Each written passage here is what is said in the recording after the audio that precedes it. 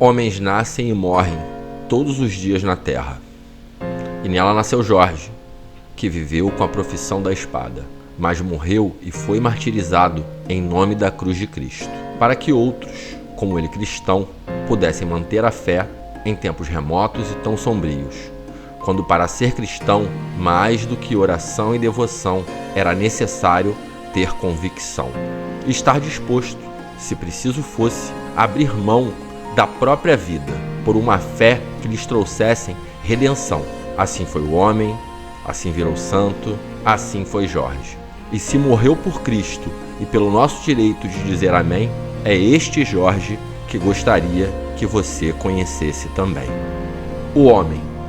Nascido por volta do ano 272 d.C., Jorge nasce na Capadócia, localidade que hoje faz parte da Turquia, filho de uma nobre família cristã local, sendo seu pai um oficial do exército romano. Após a morte do pai em batalha, se muda com sua mãe para a cidade de Lida, hoje a cidade de Lod, em Israel. Lá ele cresceu e foi educado na fé cristã, quando aos 17 anos ingressou no exército romano e rapidamente se destacou por sua bravura e lealdade. Após rápida ascensão militar, chegou a diversas honrarias, chegando ao cargo de capitão da guarda pretoriana, quando fazia a guarda pessoal do imperador Diocleciano, que além do cargo militar, lhe concedeu o título de conde da Capadócia, devido aos serviços prestados ao exército romano. Tudo ia bem até que o imperador Diocleciano emite a ordem de perseguir e matar cristãos que não se convertessem à fé nos deuses romanos, o que, na verdade, nada teve a ver com a fé.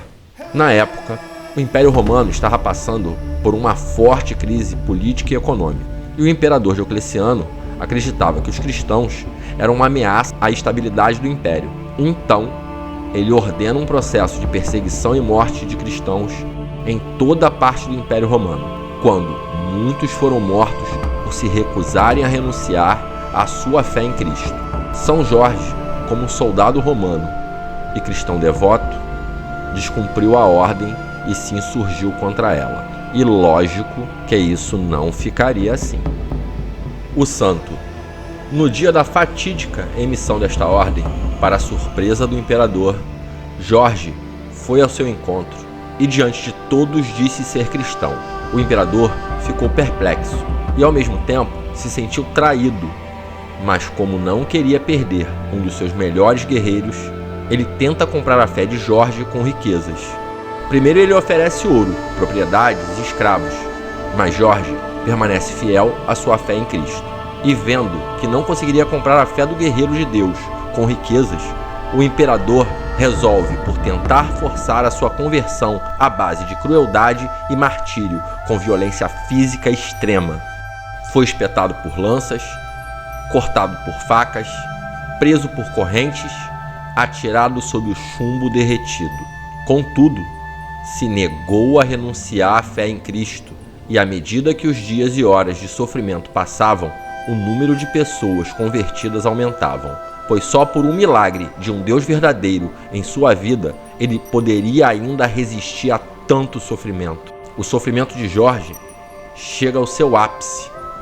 Após a esposa do imperador ver tamanho martírio, se converte. E ao se converter, o imperador Diocleciano a condena à morte por decapitação no dia 21 de abril. Após não conseguir de forma alguma fazer Jorge renunciar a Cristo e vendo o número de cristãos aumentarem, no dia 23 de abril do ano 303 d.C., na cidade de Lida, Jorge é sentenciado à morte por decapitação, sendo transformado em mártir dos primeiros séculos da ainda jovem fé cristã, difundida pelos apóstolos recentemente no seio do Império Romano. A lenda. Entre tantas lendas, são duas as que são mais associadas a São Jorge no Brasil. São a de São Jorge na Lua e o dragão de São Jorge. Veja a seguir. A história de São Jorge na Lua refere-se a um fenômeno visual, a parendolia, quando apenas no hemisfério sul, na superfície da Lua, pode-se observar uma forma que se assemelha à imagem de São Jorge lutando contra o dragão. Essa ilusão de ótica ocorre quando as sombras das crateras da superfície da Lua projetam uma imagem que se remete à figura de um guerreiro com uma lança enfrentando um dragão. Embora não haja nenhuma relação direta com a história de São Jorge como conhecida na tradição, muitas pessoas interpretam esse fenômeno como um sinal divino, uma mensagem de coragem e esperança para aqueles que acreditam na luta do bem contra o mal. O dragão de São Jorge. De acordo com esta lenda, um dragão terrível estava aterrorizando a cidade de Cilena, na Líbia, devorando pessoas e causando destruição por onde passava. Para aplacar o dragão, os moradores escolheram a oferecer-lhe animais e até mesmo pessoas, sendo estas escolhidas por sorteio. Certo dia, a filha do rei foi sorteada para ser oferecida ao dragão.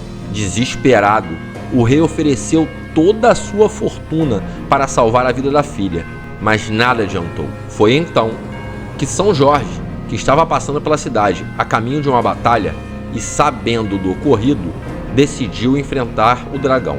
Após uma longa e árdua batalha, São Jorge finalmente conseguiu matar o dragão, libertando a cidade de Cilena do seu terror, tendo após se recusado a receber a recompensa. Em agradecimento, os moradores teriam se convertido ao cristianismo, erguendo uma igreja em honra de São Jorge, que se tornou um herói local e um símbolo da coragem e justiça. A história da luta entre São Jorge e o dragão é frequentemente interpretada como uma metáfora para as lutas que enfrentamos na vida e a coragem necessária para superá-las. A imagem do santo montado em seu cavalo, empunhando uma lança e enfrentando um dragão é um símbolo poderoso de força, bravura e proteção, porém idealizada durante a Idade Média. Observação: os restos mortais de São Jorge encontram-se em Lod, em Israel, em um templo muito simples, construído no século XIX, em cima das ruínas de outros templos anteriores, e ali está desde a época do imperador Constantino, e não na Capadócia, como costuma se imaginar. E em Lod é reverenciado inclusive pelos muçulmanos, ficando este templo administrado pelos católicos ortodoxos, ao lado de uma mesquita. Bem, assim foi o homem, o mártir, o santo e a lenda. Aquele que viveu com a espada, não renunciou à fé e morreu por Cristo, sendo, para devotos no mundo inteiro, uma inspiração pelo seu exemplo de fé e coragem que, entre tantos outros santos, lutou para que a palavra chegasse a mais corações e outros pudessem ter a oportunidade de conhecer os ensinamentos de Jesus. Quer saber mais sobre santidade e santo? Sobre a palavra Amém? Então se inscreva no nosso canal, pois temos 2 vídeos que tratam destes 2 temas. Nosso vídeo chega ao seu final, fiquem com Deus e até o próximo vídeo.